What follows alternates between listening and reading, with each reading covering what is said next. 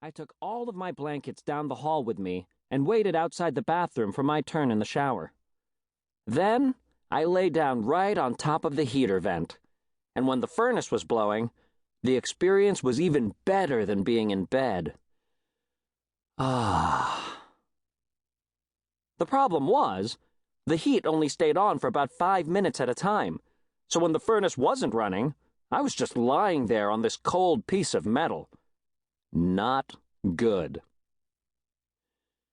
This morning, while I was waiting for Mom to be done with her shower, I remembered someone gave her a bathrobe for Christmas, so I went into her closet and got it. Let me just say, that was one of the smartest moves I've ever made. Wearing that thing was like being wrapped in a big, fluffy towel that just came out of the dryer. In fact, I liked it so much, I even wore it after my shower. I think Dad might have been jealous he didn't come up with the robe idea first, because when I came to the kitchen table, he seemed extra grumpy. I tell you, women have the right idea with this bathrobe thing. Now I'm wondering what else I'm missing out on. I just wish I had asked for my own bathrobe for Christmas, because I'm sure Mom is going to make me give hers back. I struck out on gifts again this year. I knew I was in for a rough day when I came downstairs on Christmas morning, and the only presents in my stocking were a stick of deodorant and a travel dictionary. And Manny got all sorts of toys. I guess once you're in middle school, grown-ups decide you're too old for toys or anything that's actually fun. But then they still expect you to be all excited when you open up lame gifts they get you. Like my grandma got me this book, Math is Rad. She actually said, "It'll help you get a jump start on algebra." Most of my gifts this year were books or clothes. The closest thing I got to a toy was a present from Uncle Charlie. When I unwrapped Uncle Charlie's gift, I didn't even know what it was supposed to be. It was this big plastic ring with a net attached to it.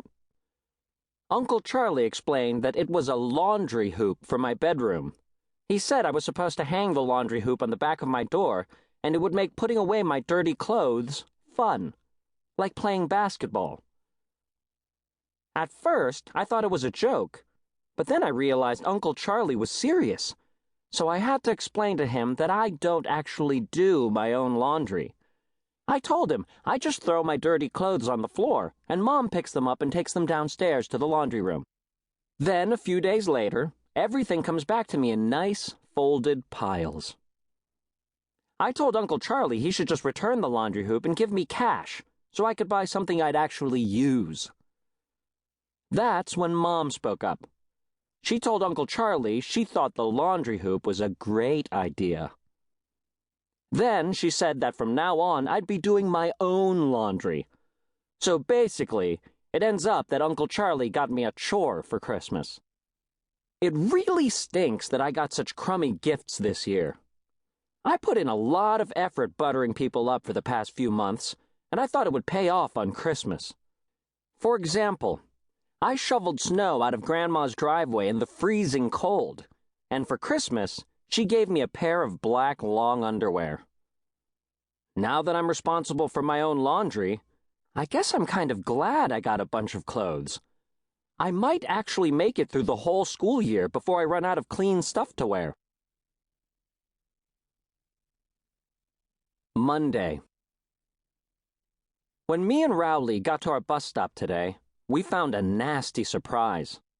There was a piece of paper taped to our street sign, and it said that, effective today, our bus route was rezoned. And what that means is now we have to walk to school. Well, I'd like to talk to the genies who came up with that idea, because our street is almost a quarter of a mile from the school. Me and Rowley had to run to make it to school on time today.